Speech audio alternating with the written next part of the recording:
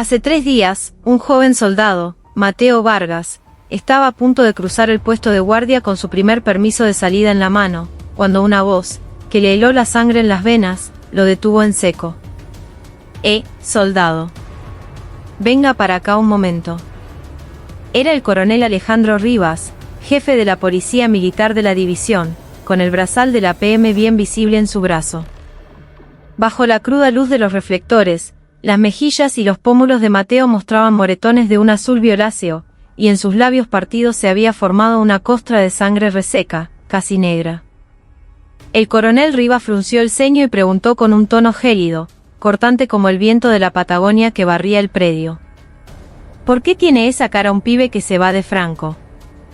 Con el rostro lleno de pánico, Mateo asintió por puro reflejo, casi como un autómata. Eso. Me lastimé durante el entrenamiento, mi coronel. Pero la mirada de Rivas era como la hoja de un facón. ¿Entrenamiento?, repitió, su voz cargada de escepticismo. Estas son marcas de golpes. De una paliza. Sin decir una palabra más, el coronel tomó la mochila de Mateo y prácticamente a la fuerza, lo condujo a la oficina de la policía militar.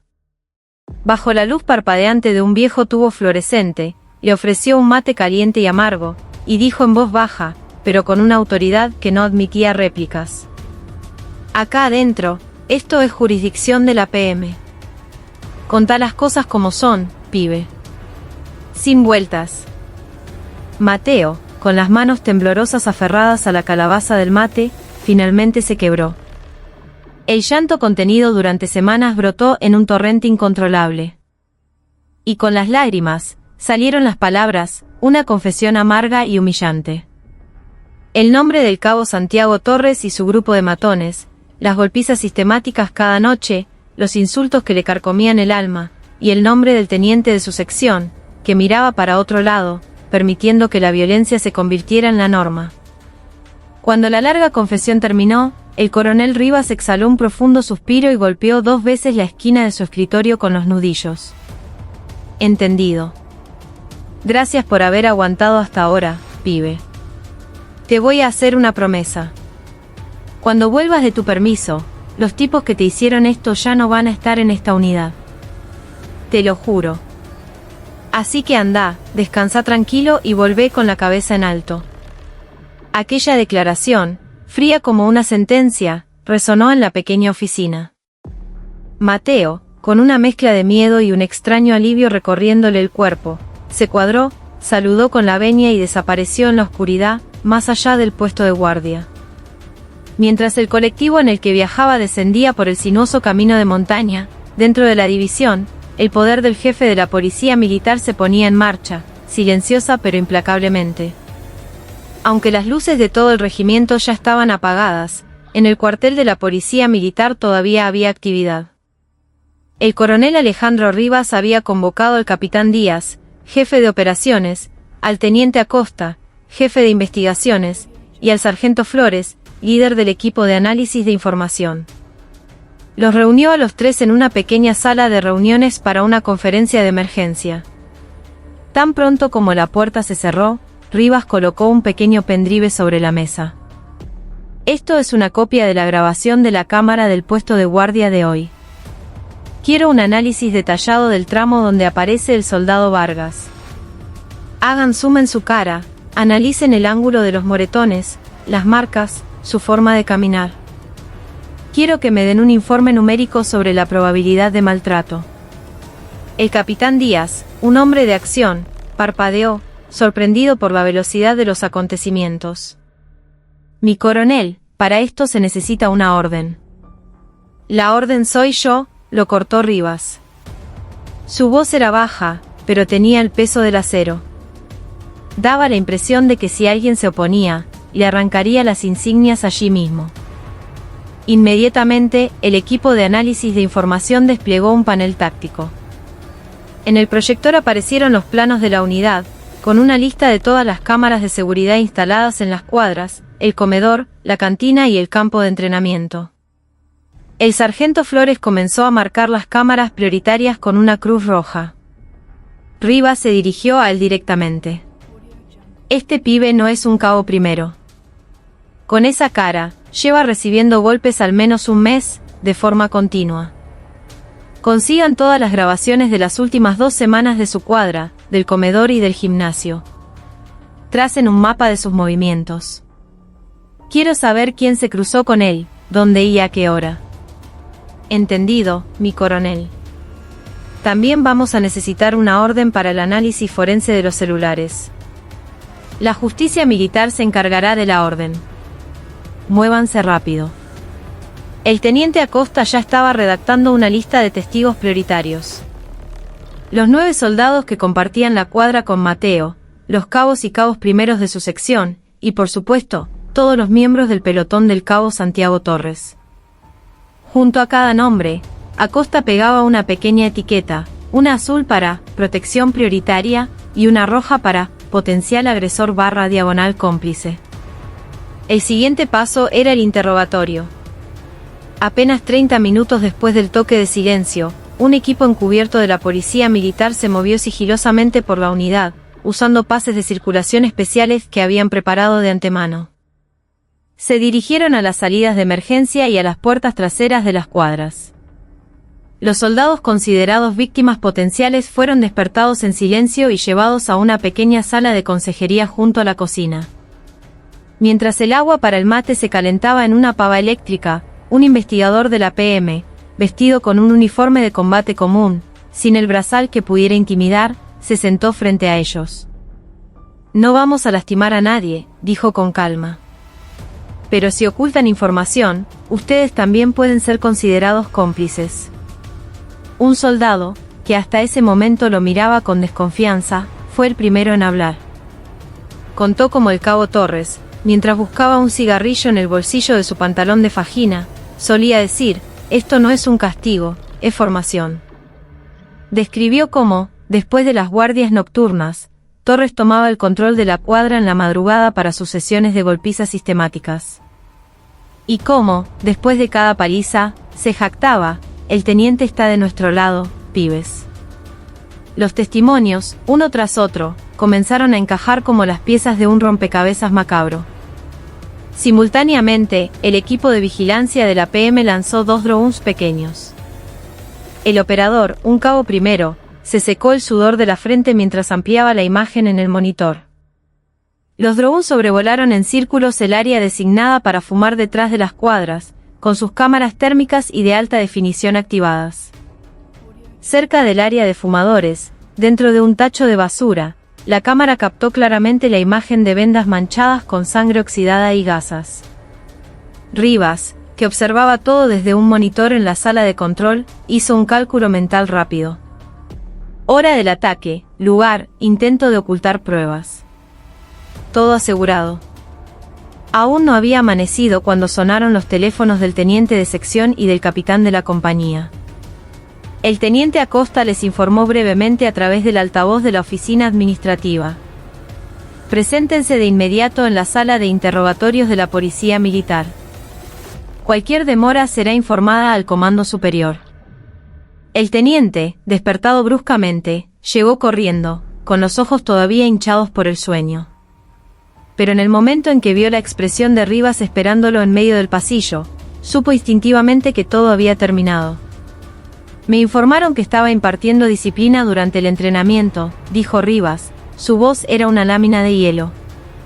Pero las cámaras de seguridad muestran cómo cada noche sacaban soldados por la puerta trasera de la cuadra. El teniente, retorciéndose las manos, intentó excusarse. Era tropa voluntaria difícil de controlar, mi coronel. Controlar. Rivas escupió la palabra con desprecio.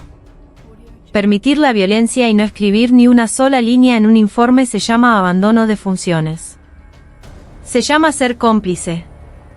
Con una voz gélida, se volvió hacia Acosta. El teniente y el capitán quedan en calidad de investigados. Confisquen sus celulares inmediatamente. A las 5:33 de la mañana, justo cuando el cielo comenzaba a teñirse de un gris pálido, el primer informe preliminar sobre el caso estaba listo. La siguiente frase estaba marcada en rojo: 7 víctimas confirmadas. Se estima un total de 17 agresores y cómplices. Posible implicación de la cadena de mando, teniente de sección y capitán de compañía. Evidencia física y de vídeo asegurada. Se programará un informe de emergencia al general de la división. Antes de que la tinta del informe se secara, Rivas declaró: el código de esta operación es limpieza. Procedan sin sentimentalismos innecesarios. Mientras tanto, en el colectivo que los llevaba de vuelta a casa, Mateo Vargas dormitaba, sin tener la menor idea de que la unidad a la que regresaría estaba siendo reestructurada desde sus cimientos, de una forma que nunca habría imaginado. Con paso firme, el coronel Alejandro Rivas empujó la pesada puerta de madera del despacho del general de la división. El general Julián Montenegro, un hombre de carrera con fama de duro, estaba revisando unos documentos, todavía vestido con su campera de campaña, sorprendido por la convocatoria de emergencia. ¿Qué asunto es tan urgente, coronel? Rivas colocó el informe preliminar de una sola página sobre el escritorio. Las frases resaltadas en flúor rojo: maltrato sistemático, responsabilidad de la cadena de mando, recomendación de sanción ejemplar, saltaron a la vista del general como si fueran brasas ardientes. El teniente de sección y el capitán de compañía están en calidad de investigados. Estamos analizando sus teléfonos y ya hemos asegurado 3 archivos de vídeo de las agresiones. El rostro del general Montenegro se endureció. Si iniciamos una investigación formal por un caso así, el honor de la división. El honor se debe mantener, pero el encubrimiento es un delito, mi general, lo interrumpió Rivas, tajante. Mientras el asesor legal y el jefe de inspección interna guardaban un silencio tenso, Rivas presentó otro documento. Código de Disciplina de las Fuerzas Armadas, artículo 14, inciso 5, será considerado falta gravísima el abuso de autoridad que implicare maltrato físico. Reglamento para el régimen interno de las unidades, artículo 34, el superior que tuviere conocimiento de un acto de abuso de autoridad y no lo denunciare incurrirá en falta grave. El general Montenegro, con el bolígrafo suspendido sobre sus rodillas, sintió un temblor visible en la mano. Sabía que si dudaba ahora, su propio nombre aparecería en los titulares de los diarios. De acuerdo, dijo finalmente. Autorizo la investigación a fondo. Pero la exposición externa. Para evitar la exposición externa, debemos actuar internamente con mayor celeridad, replicó Rivas, un paso por delante. Es necesario aislar a todos los agresores y cómplices, relevar de sus cargos a la cadena de mando de manera inmediata y solicitar al jefe de personal el traslado urgente de todos los implicados. El general exhaló, resignado, y levantó el teléfono. Comuníqueme con el jefe de personal. A las 8 en punto, en la sala de control de la división, comenzó la operación para desmantelar sistemáticamente la cadena de mando. El capitán de compañía y el teniente de sección, que habían sido llevados allí casi a rastras, sin siquiera tener tiempo de ponerse el casco, recibieron la notificación de una junta de disciplina de emergencia. En el documento, un sello verde de procedimiento urgente se superponía a un sello rojo de traslado en consideración. Ni siquiera tenemos derecho a dar nuestra versión, protestó el capitán. El asesor legal, con calma, le mostró un resumen del código de procedimiento.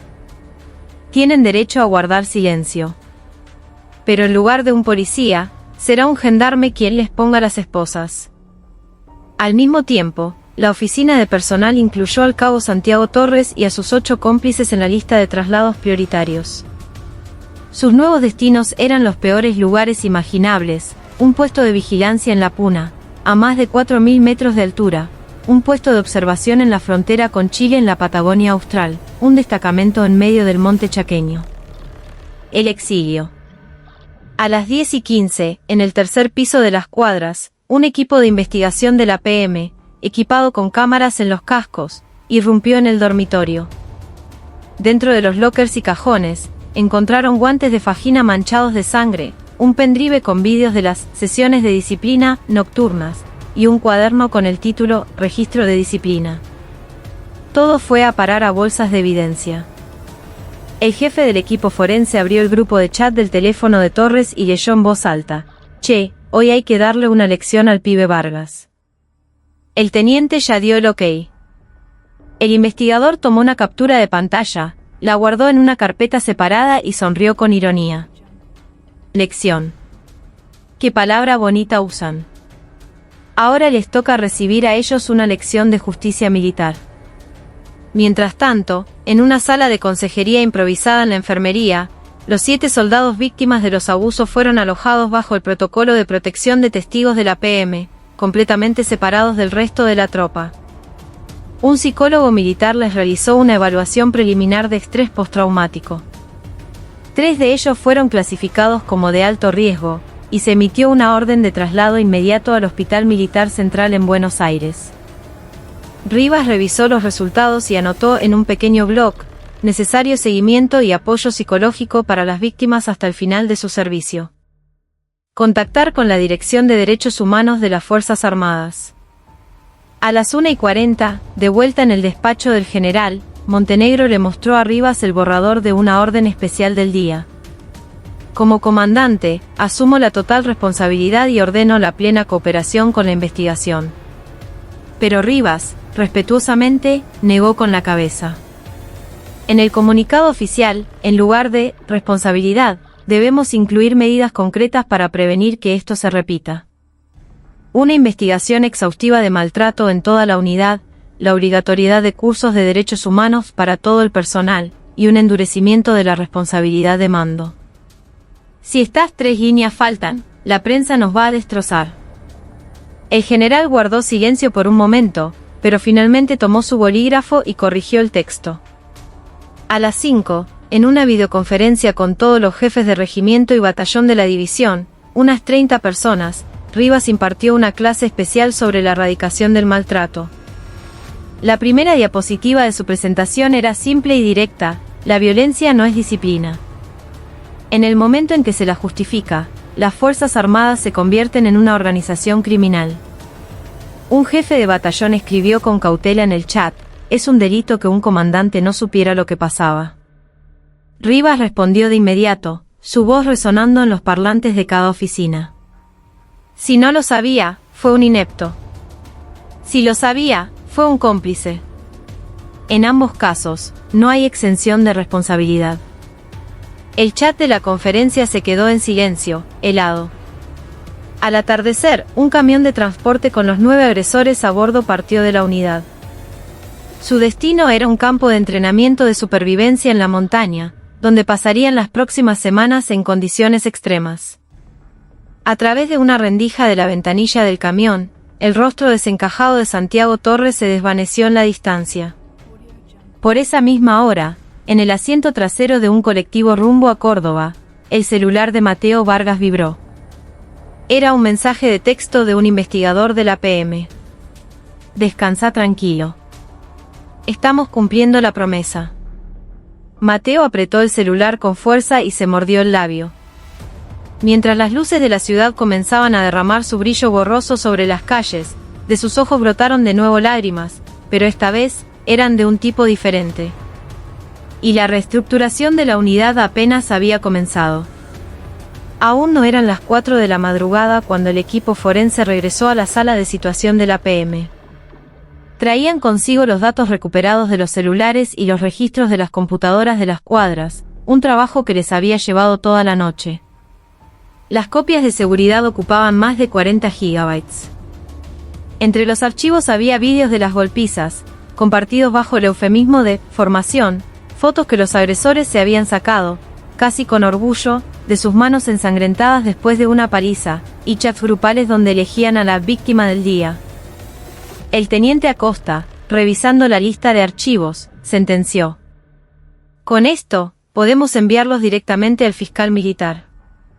El coronel Alejandro Rivas golpeó suavemente la pila de documentos sobre su escritorio.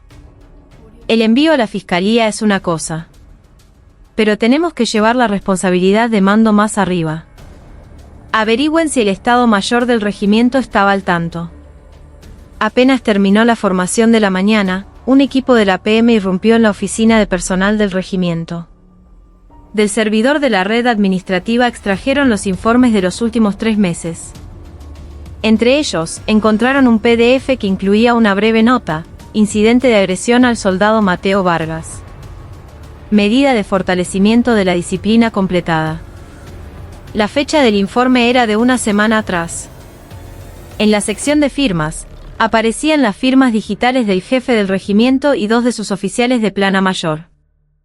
Rivas llamó directamente al general de la división, le hizo un resumen breve y añadió una sola frase: a partir de este momento, el jefe del regimiento también está bajo investigación. El silencio al otro lado de la línea fue largo y pesado. Al mediodía, 3 fiscales militares llegaron a la unidad. En una pared de la sala de interrogatorio se proyectó una lista con los nombres de aquellos para quienes se solicitaría la prisión preventiva. El cabo Santiago Torres y 3 de los principales agresores, 5 cómplices por encubrimiento, el teniente de sección y el capitán de compañía por abandono de funciones, y finalmente, el jefe del regimiento por incumplimiento de los deberes de funcionario público. En total, 12 personas. Las celdas de detención de la PM estaban al límite de su capacidad. Rivas ordenó que los detenidos fueran distribuidos en 2 centros de detención de gendarmería cercanos. Mientras los agresores, ya esposados, subían en fila a un colectivo militar, en los pasillos de las cuadras, los soldados más nuevos bajaban la cabeza y contenían la respiración. Alguien susurró: «Che, en serio se terminó todo». Esa tarde, 2 investigadores de la Dirección de Derechos Humanos del Ministerio de Defensa llegaron a la división. Entrevistaron a todas las víctimas, les hicieron firmar consentimientos para recibir apoyo psicológico a largo plazo y les explicaron los detalles del programa de protección de testigos. Un soldado que compartía cuadra con Mateo confesó durante su declaración: «Al principio, pensé que aunque viniera la PM no iba a cambiar nada. Pero de verdad, la gente está desapareciendo». El consejero asintió y tomó nota. «Lo que usted ha visto es solo el comienzo del proceso». Al anochecer, en un foro anónimo de la intranet de la división, apareció un mensaje burlón: «La policía militar dio un golpe de estado o qué». El rastreo de la IP reveló que el autor era un suboficial de intendencia destinado temporalmente en otra unidad. Rivas envió de inmediato un oficio al jefe de la PM de esa unidad: «Haga que se presente aquí mañana antes de las 9. Si no coopera, iniciaremos una investigación interna contra su unidad». La red de la policía militar era más pequeña y eficiente de lo que muchos creían, y las órdenes se cumplían con una rapidez inesperada. Al día siguiente, al amanecer, una voz desconocida sonó por los altoparlantes de toda la división: «Todo el personal deberá completar la limpieza y el orden de sus cuadras antes de las 7 y prepararse para una inspección especial de la policía militar». Tras el anuncio, en algunas cuadras, los soldados se apresuraron a deshacerse de cuadernos comprometedores y pendrives con material prohibido, arrojándolos por las ventanas.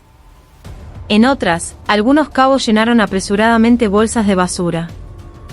Pero las cámaras térmicas de los drones de la PM no pasaron por alto ni el humo de un cigarrillo. Cuando el equipo de inspección abrió las puertas, de las bolsas de basura empezaron a salir armas improvisadas hechas con guantes de fajina rellenos, y botellas de plástico llenas de alcohol. Justo antes de la formación, un oficial del Comando de Seguridad Militar, enviado desde el Estado Mayor Conjunto, apareció en el despacho del general. Colocó un sobrelacrado sobre la mesa. «Tenemos indicios de que un miembro de su plana mayor ha violado las normas de destrucción de documentos clasificados. Vamos a investigar esto como una posible filtración de inteligencia interna, y solicitamos la cooperación de su policía militar». Sin dudar un instante, Rivas firmó el acuerdo de cooperación. El general, soltando un profundo suspiro, se levantó de su silla. «Coronel, ahora sí que ya no hay vuelta atrás». Rivas sonrió levemente.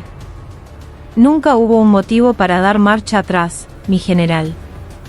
Ni nada de qué esconderse».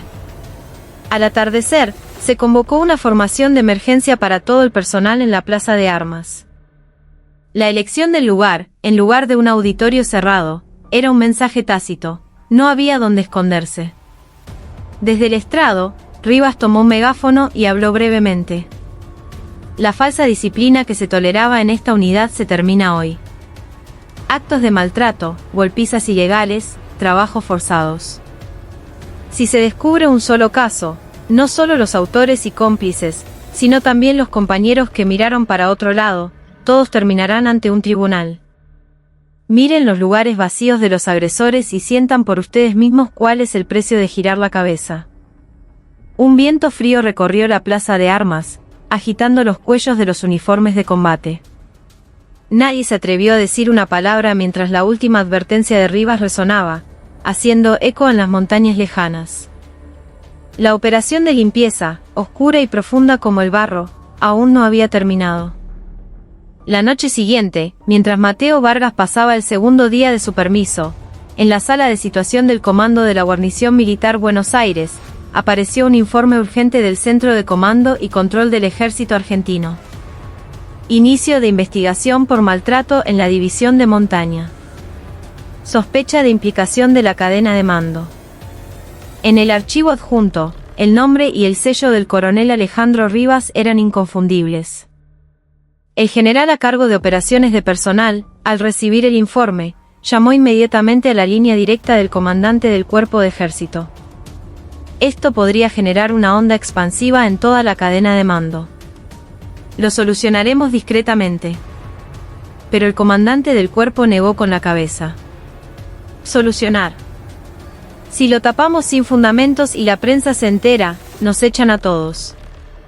La policía militar tomó la iniciativa, así que sigamos el procedimiento.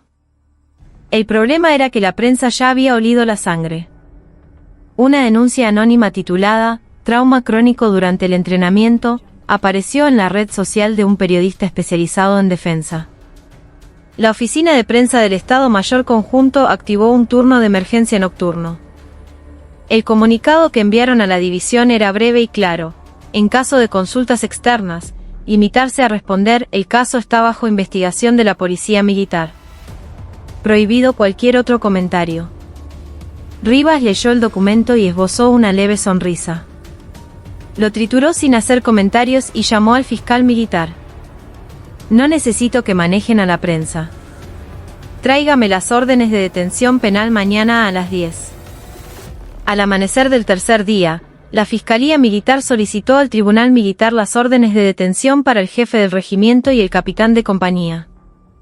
Los cargos eran responsabilidad de mando, instigación a la destrucción de pruebas e incumplimiento de los deberes de funcionario público. El juez militar, mientras revisaba los documentos, preguntó: ¿habrá mucha gente que querrá cortar esto en el nivel del jefe de regimiento?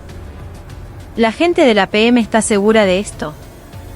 El fiscal, en silencio, desplegó sobre la mesa fotos de las cámaras de seguridad, transcripciones de las conversaciones de los celulares y las fotografías de las heridas de los soldados.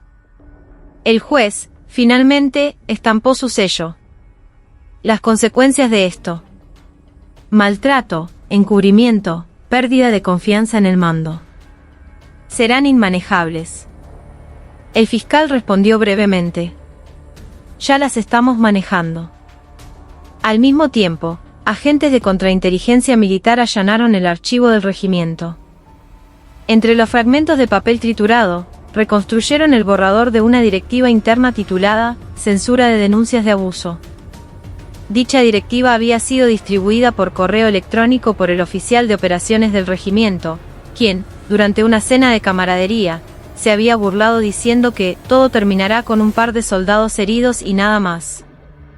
Cuando el PDF reconstruido llegó al escritorio de Rivas, incluyó inmediatamente al oficial de operaciones en la lista de investigados. El mensaje era claro: no habría privilegios para los oficiales. Pasado el mediodía, en el tablón de anuncios improvisado frente al comedor de la división, se publicó una lista de 7 medidas drásticas para la erradicación del maltrato. 1. Instalación de cámaras de seguridad adicionales en todas las cuadras antes de fin de año. 2. Inspecciones sorpresa en cuadras y campos de entrenamiento al menos 3 veces por semana. 3. Implementación de una aplicación de denuncia anónima para soldados. 4. Garantía del 100% de apoyo psicológico y legal a las víctimas. 5. Reducción de 30 puntos en la calificación del superior al momento del traslado de agresores o cómplices. 6. Sistema de responsabilidad de mando vinculante. 7. Creación de un grupo de trabajo permanente conjunto entre la policía militar y la asesoría legal. Los soldados leían los puntos en voz alta, murmurando entre ellos.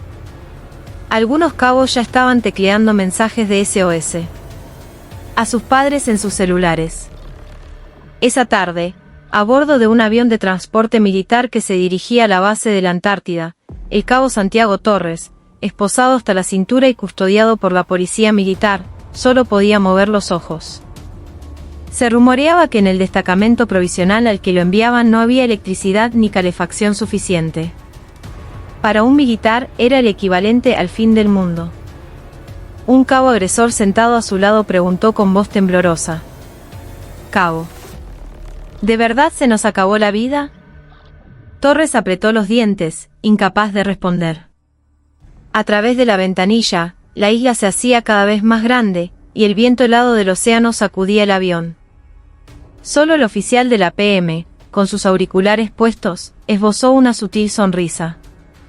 La cultura interna de la unidad cambiaba a una velocidad vertiginosa. En las paredes de las cuadras, un nuevo lema reemplazó a los viejos carteles: la disciplina no está por encima de los derechos humanos. La oficina de personal implementó de inmediato un nuevo programa de tutoría. Ya no se trataba de que los soldados más antiguos apadrinaran a los nuevos, sino de un canal directo de quejas que llegaba al suboficial de sección. Rivas, mirando el panel de situación de la PM, tachó varios puntos de su lista. Los que quedaban eran: protección completa de las víctimas antes de su regreso y confirmación de las sanciones a la cadena de mando. Miró su reloj. Quedaban 36 horas para que Mateo Vargas regresara de su permiso. Tiempo más que suficiente. Y le quedaba una última carta por jugar, una que nadie podría detener. El aire de la madrugada era tan cortante como un trozo de hielo. El coronel Alejandro Rivas, que había estado contando las 36 horas restantes con una calma impasible, regresó a la sala de situación de la PM para colocar la última pieza del rompecabezas. Entre los registros de chat recuperados por el equipo forense, destacaba un archivo de aprobación digital que los agresores habían enviado a su teniente de sección. Era un plan de fortalecimiento de la disciplina grupal. Al final de la cadena de aprobación, estaba el sello digital del jefe del regimiento. Formalmente, era una aprobación rutinaria, pero en la práctica, era la prueba de que la violencia había sido institucionalizada. Rivas envió el archivo al fiscal militar con un breve mensaje: abuso de autoridad y complicidad en agresión agravada. Motivos adicionales para la acusación. A la misma hora, en un edificio de contenedores detrás de la plaza de armas de la división, se celebraba la Junta de Disciplina de Emergencia. El teniente de sección, sentado en el banquillo de los acusados, intentó evitar mirar el vídeo grabado por la cámara del casco de un oficial de la PM, pero finalmente bajó la cabeza, apretando los puños con fuerza. Pensaba que la violencia era una tradición, murmuró. No fue ni siquiera una excusa. Tras esa única frase, el presidente de la Junta escribió a mano en la resolución disciplinaria: relevo del cargo y 30 días de arresto. A su lado, el capitán de compañía recibió 45 días de arresto y una suspensión de sueldo de 3 meses por abandono de funciones. El jefe del regimiento, con el grado de coronel, sería sometido a una investigación directa por la Fiscalía Militar. Varios oficiales de su plana mayor y el suboficial de intendencia fueron puestos en disponibilidad. Ese fue el último corte de la cuchilla que desmanteló la cadena de mando. Al mediodía, un vehículo de prensa del diario Clarín se detuvo en la entrada principal de la división. El general Julián Montenegro, de pie en una sala de conferencias, dobló el discurso que le habían preparado. Por primera vez en su vida, inclinó profundamente la cabeza ante las cámaras. Como comandante, asumo toda la responsabilidad. Cooperaremos plenamente con la investigación de la policía militar y haremos todo lo posible para erradicar el maltrato. En la ronda de preguntas, un periodista preguntó si el teniente de sección y el jefe del regimiento estaban detenidos. El general inspiró hondo, se giró y miró a Rivas. Este se adelantó y tomó el micrófono. El tribunal militar emitió las órdenes de detención esta madrugada. Los sospechosos están actualmente bajo custodia, y cualquier otro implicado, sin importar su rango, será procesado conforme a la ley. Los flashes de las cámaras estallaron, cegadores, pero la expresión de Rivas no cambió en lo más mínimo. Esa tarde, se llevó a cabo un taller para todo el personal en formato de videoconferencia por cuadras. En el estrado, el jefe de investigaciones de la PM reprodujo un archivo de audio anónimo con el testimonio grabado de una víctima de maltrato.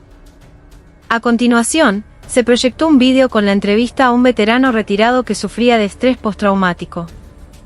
Al otro lado de las pantallas, los rostros de los soldados se endurecieron. La violencia no es tradición, es un delito. Y la indiferencia es complicidad.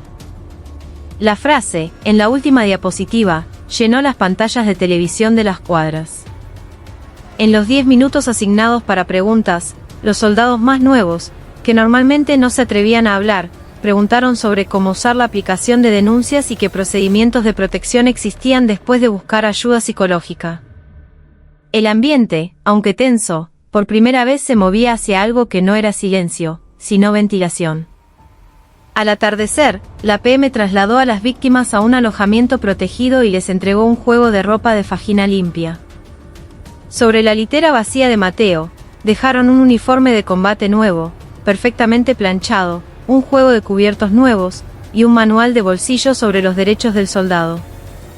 Dentro del uniforme, había una breve nota escrita a mano por el coronel Rivas: cuando vuelvas, acá adentro ya no tenés que esconder tus heridas. Antes de que la tinta de esa nota se secara, Rivas firmó el último documento que quedaba, la orden de traslado de todos los cómplices. Junto al nombre de cada uno, figuraba el nombre de una unidad en un lugar remoto y un horario de traslado inmediato. El sello de transporte confirmado ya estaba estampado. Cuando llegó la última noche, la tensión que había flotado sobre la unidad se transformó en un silencio solemne. Entre las luces apagadas de las cuadras, solo se oía el sonido rítmico de las botas de la patrulla de la PM. En los pasillos donde antes reinaba el maltrato, en lugar de investigadores con carpetas, los nuevos suboficiales de sección se sentaban en las literas de los soldados más afectados, verificando sus nombres en una lista e intentando iniciar una conversación. Si tenés algún problema, informá de inmediato. Los agresores ya no están. Los soldados nuevos respondían con un entendido, mi suboficial, con voz temblorosa, pero comprendían perfectamente el peso que esas palabras tenían ahora. En la madrugada previa al regreso de Mateo, Rivas recibió el informe final de traslados del jefe de personal. Cuando llegó la confirmación por radio de que el último camión con los agresores había cruzado el puesto de control más lejano, dejó su taza de café y caminó hacia la oscuridad de la ventana. En el horizonte, la primera estrella del alba brillaba débilmente. Murmuró para sí mismo: ya es hora de que vuelva Mateo. Y ajustó silenciosamente la hora de su reloj. Faltaban exactamente 11 horas y 42 minutos para su regreso. La unidad estaba lista. La última noche de su permiso, Mateo Vargas subió al último colectivo que iba desde la terminal de Retiro en Buenos Aires hacia la base. Mientras el amanecer gris se extendía sobre la ventanilla, el colectivo militar se detuvo frente a la entrada principal de la división. El soldado de guardia en el puesto de control era un rostro nuevo, y su postura era tan recta que parecía que acababa de terminar su instrucción. Cuando Mateo le entregó su permiso, el soldado lo saludó con la venia y dijo en voz baja: ha sido un largo viaje, soldado. Bienvenido de vuelta. Era un saludo breve, pero el uso del usted, algo que antes era impensable, lo dejó sin palabras. Al bajar frente a su cuadra, Mateo notó que hasta la placa de la puerta había cambiado. Debajo del letrero, primera sección, tercer pelotón, había una nueva etiqueta verde que decía, zona de protección prioritaria. Abrió la puerta y entró. La litera del cabo Santiago Torres estaba vacía. 2 soldados nuevos estaban extendiendo colchones nuevos. Cuando sus miradas se cruzaron, los nuevos reclutas bajaron la cabeza con una sonrisa tímida pero amable. «Ah, buen día, cabo. ¿Llegó bien?» Apenas 10 días antes, la palabra «cabo» era un código que implicaba violencia. Ahora, extrañamente, sonaba cálida. El nuevo suboficial de pelotón era un sargento recién trasladado. Llamó a Mateo y le entregó un manual de derechos humanos y una tarjeta de respuesta ante crisis. Esto es material obligatorio para todos los soldados. Si tenés algún problema, escanea el código QR y denúncialo directamente. Después de que el suboficial se fuera, Mateo encontró dentro de su locker un uniforme de fajina impecable y una carta. Bienvenido de vuelta. Promesa cumplida. Alejandro Rivas. La letra era firme, y la tinta parecía tan fresca que aún brillaba. A las 10, en la sala de situación de la PM, se celebró la reunión final de verificación del protocolo de protección de víctimas. El fiscal militar, el psicólogo y el investigador de derechos humanos se sentaron a la misma mesa para coordinar el calendario de protección de testimonios de las víctimas. A Mateo se le asignaron 2 sesiones de terapia psicológica por semana, una reunión mensual con un abogado, e incluso se creó una línea de seguimiento para después de que terminara su servicio militar. Rivas firmó en la última casilla del acta de la reunión y dijo: «Si les colgamos la etiqueta de víctimas, se convierte en otra forma de violencia. Este programa se extenderá a toda la división en los próximos 6 meses». Justo antes de que sonara la corneta para el almuerzo, en cada cuadra se organizó un debate improvisado sobre la prevención de la reaparición de los abusos. Quienes dirigían la discusión no eran los soldados más antiguos, sino el encargado de la compañía y un médico psiquiatra militar. «Si no queremos que la violencia vuelva, todos tenemos que cambiar la cultura de callarnos la boca», dijo el médico con voz serena. Los soldados lo escucharon. Algunos todavía miraban de reojo, incómodos, pero al menos ya no se oían risas ahogadas. Por la tarde, los drones de la PM volvieron a sobrevolar las cuadras. Esta vez, no con fines de vigilancia, sino para mostrar en una pantalla LED en tiempo real los resultados de la inspección de artículos ilegales, 0 casos detectados. Sobre los soldados nuevos que volvían del gimnasio, el punto rojo del dron flotaba solitario en el cielo. Alguien sonrió con ironía y dijo: «Dicen que el dron me vigila, pero extrañamente me siento más seguro». Al atardecer, Mateo fue llamado a la oficina del teniente de sección. El nuevo teniente, recién asignado, se puso de pie para recibir su saludo.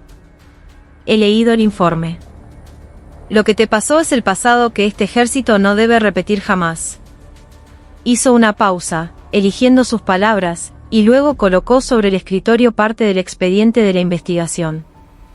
«Tu testimonio ya ha sido presentado ante el tribunal. Lo que queda ahora es que termines tu servicio de forma segura». Cuando Mateo asintió, el teniente le entregó un sobre. Dentro estaban los perfiles de los nuevos soldados que serían asignados a su pelotón y una lista de verificación para la tutoría. «Ahora, la vida militar que tenés que mostrar como superior no es la violencia, sino el compañerismo. Mis subordinados no deben conocer el miedo que vos conociste». Por un breve instante, el corazón de Mateo se sintió pesado. El peso de la responsabilidad era mucho mayor que el de la violencia. A la hora de la formación nocturna, por los altavoces de la plaza de armas se leyó una orden especial del general de la división. Esta división, para erradicar el maltrato, fortalecerá el sistema de responsabilidad de mando y considerará los derechos humanos de sus soldados como su valor primordial. Los indiferentes también serán severamente castigados.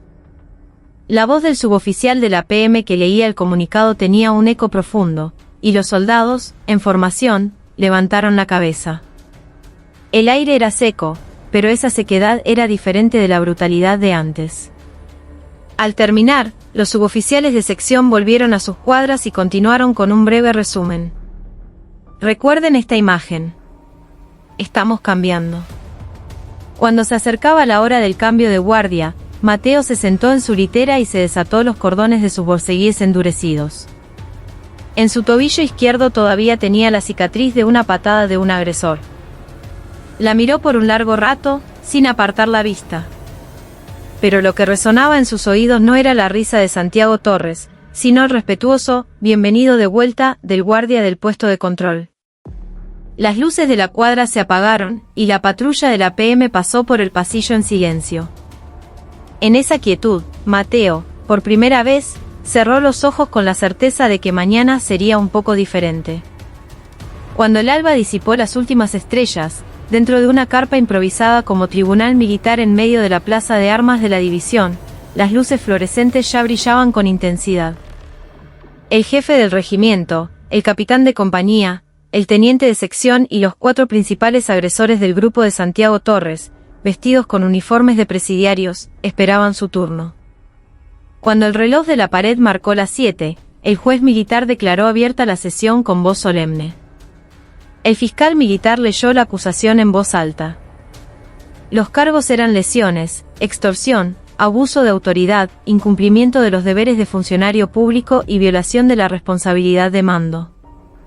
La lista de delitos graves parecía interminable, y los rostros de los acusados se volvieron tan blancos como el papel. La sentencia fue más rápida de lo esperado. Para los 4 principales agresores del grupo de Torres, penas de entre 2 y 3 años de prisión efectiva. Para los 5 cómplices, sentencias de prisión en suspenso. Para el teniente de sección, 1 año y 6 meses de prisión. Para el capitán de compañía, 2 años de prisión en suspenso. Y para el jefe del regimiento, 2 años de prisión y la baja deshonrosa. Mientras los acusados eran escoltados, con el sonido metálico de las esposas, entre los soldados que se habían congregado más allá de las vallas de la plaza de armas se extendió un murmullo de asombro. Alguien, con un gesto, movió los labios para decir, realmente se terminó. En ese momento, el coronel Alejandro Rivas, con una expresión neutra, casi inescrutable, observó por un instante el vehículo de transporte de prisioneros y luego se dio la vuelta. La tarea que le quedaba ya no era la de castigar, sino la de reconstruir. A las 9, en el pasillo de las cuadras, se colgó un nuevo aviso de capacitación en derechos humanos. Esta vez, era para el personal de oficiales y suboficiales. Debajo del título, una pequeña línea decía, la indiferencia no es una forma de mando. En la sala de reuniones de oficiales, el nuevo jefe de batallón, recién llegado, apareció de repente y preguntó directamente a los 40 oficiales y suboficiales presentes. ¿Quién de ustedes, en este momento, se esté quejando de que el sistema de antigüedad se está desmoronando, que lo admita ahora? Quien no se sienta capaz de mantener la disciplina en esta unidad sin recurrir a la violencia, puede presentar hoy mismo su solicitud de traslado al jefe de personal. Como solo recibió silencio por respuesta, en lugar de una sonrisa irónica, cerró su carpeta y dijo: esto recién empieza. Poco después del mediodía, en la sala de situación de la PM, los investigadores completaron su informe final. El título era Tasa de ejecución del Plan Integral para la Erradicación del Maltrato, semana 1. Junto a la lista de verificación, un claro 94% completado. Uno de los 2 puntos pendientes era la reunión informativa con las familias de los soldados víctimas, por lo que Rivas aprobó de inmediato el acceso a la lista de contactos de los padres. Se envió una invitación a la madre de Mateo para una reunión informativa sobre el estado de protección de los soldados, y se envió la misma carta a las familias de las otras víctimas. Esta vez, estaban preparados para responder adecuadamente a la acusación de que el ejército no había protegido a sus hijos.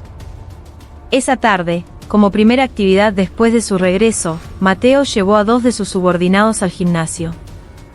Debajo de la familiar barra de dominadas, en lugar de un superior gritando, había un consejero de derechos humanos explicando cómo usar un rodillo de espuma. Un subordinado, con cara de vergüenza, le preguntó: «Cabo, ¿podemos entrenar así?». Mateo le dio una palmada en el hombro. Que nuestra unidad esté cambiando significa que puedo hacer este tipo de preguntas. Solo después de decirlo, Mateo se dio cuenta de que estaba sonriendo. Antes del cambio de guardia, en la televisión de la cuadra, un canal de noticias mostraba un titular de última hora, División de Montaña, unidad pionera en la erradicación del maltrato. El Ministerio de Defensa considera extender el programa a todo el ejército. En la parte inferior de la pantalla, el nombre del jefe de la policía militar de la división apareció brevemente como subtítulo. Mateo se enderezó en silencio y dobló su manta. La luz de los faroles del exterior no parecía haber cambiado, pero el manual de derechos humanos en el bolsillo de su uniforme se sentía pesado. Apoyó la palma de la mano en la ventana y rozó una vez la tenue cicatriz que tenía en el interior. Y murmuró para sí mismo. Mañana, de verdad, es diferente. A finales de junio, cuando una brisa primaveral todavía era ligeramente fría, en la plaza de armas de la división se reunieron, algo poco común, todos los soldados y el personal de mando. Era la ceremonia de certificación como Unidad de Excelencia en Derechos Humanos, y el propio ministro de Defensa había venido. Desde el estrado, el ministro llamó al coronel Alejandro Rivas, ascendido un mes antes, y los 3.000 soldados presentes levantaron la mano en un saludo simultáneo. Esta unidad es un ejemplo de cómo erradicar la violencia y convertir los derechos humanos en fuerza de combate. La voz del ministro resonó por los altavoces. Entonces, en la primera fila, el ahora cabo primero Mateo Vargas, con una banda en el hombro, apretó los puños con tanta fuerza que sus palmas sudaron. Ya no era una víctima, sino que llevaba la insignia de soldado líder del juramento por los derechos humanos. Después del evento, el coronel Rivas llamó a Mateo discretamente detrás de la oficina administrativa. Mientras el polen flotaba en el aire, los dos miraron hacia el puesto de guardia donde se habían conocido. Rivas le entregó una pequeña caja metálica. Dentro había una pequeña placa conmemorativa y una carta escrita a mano. Ningún ejército es perfecto. Pero si hay una sola persona dispuesta a romper con lo irracional, el cambio puede comenzar. Tu coraje fue esa persona. Mateo, recordando el año de lucha intensa, sintió que se le humedecían los ojos, pero respondió con un saludo militar. Gracias por protegerme, mi coronel. Y ahora, me toca a mí proteger. 2 meses después, Mateo recibió un permiso y visitó su casa familiar. En la televisión del living, se transmitía un anuncio de servicio público del Ministerio de Defensa sobre la mejora de los derechos humanos en el ejército. La narración en off declaraba que el coraje de un soldado cambió al ejército. Su madre, que lloraba a su lado, en lugar de decir «estoy orgullosa de ti», simplemente le tomó la mano. Mateo se acarició por un momento la cicatriz de la muñeca. El recuerdo doloroso seguía ahí, pero la cicatriz ya no le daba vergüenza. Mientras tanto, Santiago Torres y su grupo, encarcelados por maltrato, fueron asignados a su primer programa de resocialización en la prisión militar. Se dice que, durante una visita familiar, le dijo a su familia entre sollozos, «La disciplina que yo impuse fue la que finalmente destruyó mi vida». Sus historias fueron editadas como material educativo para el personal de mando y distribuidas a todo el ejército. Un año después, el coronel Rivas fue trasladado como director de la Inspección de Derechos Humanos del Ministerio de Defensa. La madrugada de su partida, salió caminando del puesto de guardia. A lo lejos, un soldado de guardia, al verlo, se enderezó y gritó. Subordinación y valor. Buen viaje, mi coronel. En esa voz, en algún lugar, Rivas escuchó no el temblor del primer saludo de Mateo, sino un eco firme y poderoso. Respondió en voz baja. Sí, el ejército ha cambiado. Y seguirá cambiando. El sol comenzaba a salir, y el portón de hierro se cerró lentamente detrás de él. Así como una noche lejana ese portón había